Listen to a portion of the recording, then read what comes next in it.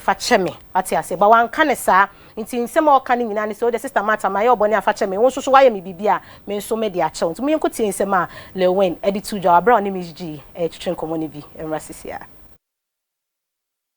nipa ya ne bafum amfamba ne nteme just fun jam so bone ache no biduma ne ne manu mu nda so no nkoso ne me yebe no time obi antan yo ko time ya baji dai bre ye previous ni na isi fi ye takas ni na no ye be se wo jawa ko ya pare na bawo dio beto ho se keke udi bi ho no ko bari kina minti ni si internet va biti tra di matema e ka kasafo unti ko so di kwa e dai ni wo ni se o ka ona babre wo janti mesre dia koso Ghana nyina Ghana fo nyina do fese mafomo no makakati ano wa mbone me diache omuso mfante me binga ba mata ye be kan no so nyina no se da do ne ha na se makakati na sia me di mi se mi kakati na se se en kakata fo nche da ni mo YouTube fo no movie so no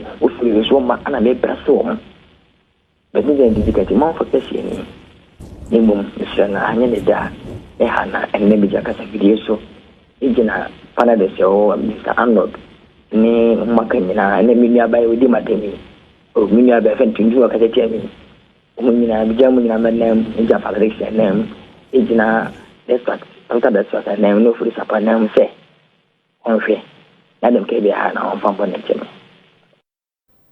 enti Lilwin on su kotie e cho pasron ko chese ono so e de ma mata nkoma ni nyine mo se mata so so afom na ono so de ache no me da ho awo mata ne Lilwin nsemudia maame ani din de Shirley Frimpong man so adodo na afre ni Saliman chese oye pandit entertainment pandit and we hear obi obetumi scrutinize entertainers na ma wa friend obeye ne kama de amao na we na chese o kan say in some na ekokoso na Lilwin ti omo kind of out of court settlement in Tanama there she doesn't even like, in fact she's not even buying that because it was a matter or keeping eyes on the prize what I say sika no nye sika keto was so to meje na asem no mu di wo court se na be ya e mema na omo sori no kasa tia ma oba ye pesi o we ye be ma bi na sponsor oba ye say pesi o be ma bi say na ye ni say na wa ye say no na sa nya ma ni na etu ontwa wo me ko tie nsema Saliman editu aso ni bi enrasisia. Very important to say, you bet me get to the root of this matter. Where court bekase, ebia wo ye onua ba ne say ti ase ma no, ana panacho say sometimes kwa nisi kanimpo. Na court kra bekase, bra public in the same way we use public to malign and disgrace or defame them. Come there and use the same and require punishment enough. And to me, I do not succumb to people saying, say, yes, settle again out of court, yes, settle again out of court. No, and what say, yes, settle because Lilwin make your chances be okay, so what they call so I said no court first and I said Undi, what you say? Do you get what I'm saying? You so a friend say honorable a seeding ketia kasani against Minyaba. I am not for the settlement. Not that he be a litigant in a yamede. Also, me deal from Paul Manson. The other go office. But any litigant. From Paul Manson. A Manson. Let's say. Any litigant. I know. And I yamede. But I want the. I see a testing law. Enti Shirley Frimpong manson and achese yekotie na dodo na friend Salimano ono na achese yekotie ono so nsema efa mata Ankomah and Lilwin nsem emu me da ho a country called Ghana mudia yesi ni twenya ni din Van Vicker so kopie mu wokoma ase na achese nkomotwetwe bi course no ono so yebisa ne se yate se chese mu de Lilwin frefre mu se mu be shutu no chese mu Ghana for na mu pese mu be support Lilwin na de den na ekoso e no sio ono ne de nkra de ntisa owo hono mo na director Fifi Garben a friend so me patrol yenya script bi a chese pese oba na obeshutu edemayen na wo share script nke ye be hia obe 1 month no say oh 1 month dey door so dey nkwa na ye twa 1 month ka o de me metumi 10 days because me go school what you say no me kwa just say me ho kakra mamo me tumi nya adaje 10 days ni me ni mu atwa kama very very simple so kan we ya na che say e wo se o modwen ho na musuo de bi 10 days ne de emboa nti Van Vicker se ono kra de che say wakọ chillax a che say ono kra de osua na ade nti yo mo start so mu twa sini ne no de echi boko chese be abrantie so hwehwem koye koshaya na chese Ramsey no wa baaye no 10 days na ono Van Vicker ka so be shoot am say gbede no eno na chese mo ma Ramsey no 10 days e ma need shoot 2 year it no cry na chese na he can't even think far me ko tie nsem Van Vicker e de to asene vi emrasisia. What's his name? Fifi Frangabe. He called me. I think he directed the film. So he called me. He wants me to play in the movie, the role Ramsey played, to be in that movie. And I said, fine. When are we shooting? How long is it going to take? Because I was in school. And he said, okay, he'll get back to me. Got back to me. He says the producer says they need me for 1 month. I said, 1 month, sir. 1 full month. I think, what are we filming? You know what I mean? So, and you should know also that with all actors, the more days you require, the more fees I will charge. So the earlier you finish with the actor for him to go, the less you spend. So you need me for 1 month. We are sure wait to 1 month. You sure 1 month? Okay, but even that, I'm in school, so 1 month a year. I can't do the work a year. But what I can do 10 days. If you can do 10 days, I will do the work. Well, later he say, oh, the 10 days they're not going to work. I say, okay, no problem. So I can't do it because the 30 days no is too much. So 10 is fine. Can you believe? Then later I say, oh, Ramsey can't do the work, and I was tracking the job. Can you believe Ramsey also did 10 days?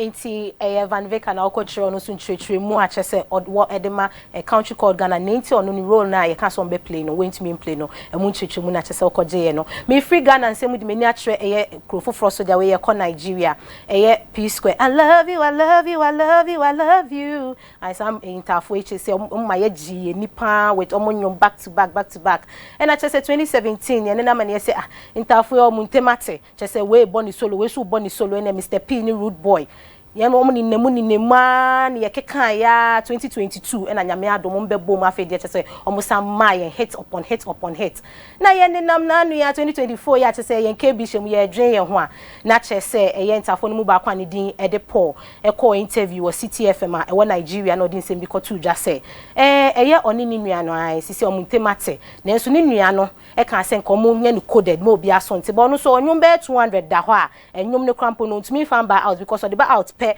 obia bebisa ne fans bebisa say den na masa ko solo sa meanwhile ono ni nua no Peter and afena ka chen say otumi ni nye ejuma no as twins no omo bonyo mama ya degigi ani no ntumi nye biom tisisi ano no akasa ba out aba be ka say omuntema tintin de wote say eye rude boy de nyum bia ba eye solo e ma na nye onwanwa omuntem asante osanto aso kan say eye ni nua Peter yi chess of Fred EFCC for crowd man mom ko hwehwe ni nwumem ni nyama but God being so good na enye so ye yahoo na nyama boni bi nti nka ko ye bibi sa pa nka na chese ne twin brother no ama chese sisi ade nka bebi e bi on nam kra no enye mum ko tiensem a eye Paul editu Janevi emrasisia stuff like that. Yeah, now this thing was happening like December last year. Wow. What happened this year? I was invited by the EFCC. A repetition against me and my other brother. And I did not expect, I never thought it would come to this part. I thought it was just music thing. Then next thing, people are telling me, what did you do? Somebody say you're going to go to jail 20 years. They're going to lock you up. What did I do? Okay, I got there. Okay, what is it? They told me everything. They've already printed on my account statement, everything, put it on the table. I explained this. First of all, what entered my mind? What if I was a bad person? I'm even doing one dubious like a Yahoo boy. I saw this guy don't just finish me. And they told you every time the truth came out that I was innocent. What would you do if you're doing? What the next thing you do? I'm sorry. Simple. I didn't know. Simple. So there was no I'm sorry from your brother? Never. So, I'm not, like I said, I'm not saying it, but because the fact that this thing is on the EFCC and is already out in the public, otherwise, don't forget I'm still working with brands. If I don't clear it out, it will affect me. You lose them, yeah. So the same way you took it out there, why don't you go back and tell them? Because I waited for 1 month. Why did you go back and tell them, okay, this thing finally is not, you didn't know. We stayed, but people still looking. So I'm beginning to speak up. Inti P Square and no Paul na chese otie no Paul no wire rasta no and you say Asha no na chese your friend Mr. P no Peter no inti Paul na chese wakwa church ni nsem sisi ade won say Paul root boy chese obo solo dia na chese nyama koso wo omuntim eno no medan wa Nigeria da jumtuni ani din Ede Spiral. Who's your guy Spiral? No so din nsem bi atudwan na chese o say ne papa ye sofo na sofo bade na enye easy man no crash na jo wada na ye de no na chese abe fro obi ambra na chese ye mom paye morning devotion e ba ne sakra nya me na osom no kra na okra obuefu wo mu sa den nka me nda kakra chese na omode hanesam e na obenya admission ko university ene okọ ya pe e na chese o say Allah wakubanya me waboa me we de we shira me open door pan to okọ 4 years na chese o ma fie ti being a pastor's child no enya ade a e da from fact Sunday school person be kwa asori ka we so for bad e uchu mu tan we say we kwa asori me ko tie nsem Spiral e de to asinivi emrasisia. Glory back to God, because it's too obvious that this is for God. me is God. Yeah. And I made a vow that, God, if you do this thing for me, I go carry people for you. They shout your name up and down.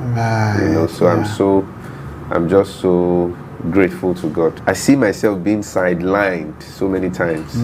You know, I see a lot of things, but at the same time, God keeps proving that, you know what, even at the end, I was so scared. I'm not even about me,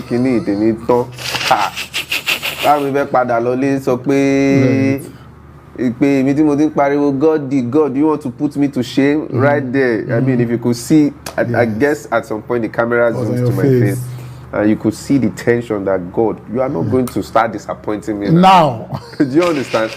Because it would have been worse. Yeah. You know, even at the Afrimas, my G for life into a Spiral near Coty and Emrenti into me and Bama Winty partner just or can't say we are so for by and yadia easy sir. I have for aha and I'm doing with you entertainment today meeting edit nana neti not me that entire crew as some Obama me show no a possible Zany Beauty Lounge no treatment edema to bet me follow no Instagram handle near Zany_beauty_lounge me director your pocket and so na me editor a Safo me producers ye classic and afi Emily oba a studio has so camera Michael and afi edi wa how mo camera ne light mame me sound guy so ni din edi sanso na ko MCR chief for Honmo Michael sanso na Godfred wo ha obi abot ne juma ye kama nyame admo na 1:30 p.m. sharp ye share wo Angel TV so ochina ya kasa ye papa Apostle Francis Amwakwata oda Parliament Chapel ochina ye na wodanti wishing happy birthday in advance nyame nhwa ne ye pa nyame admo na be share wo Angel TV so it's entertainment today with your girl Nana Neti. It's bye for now.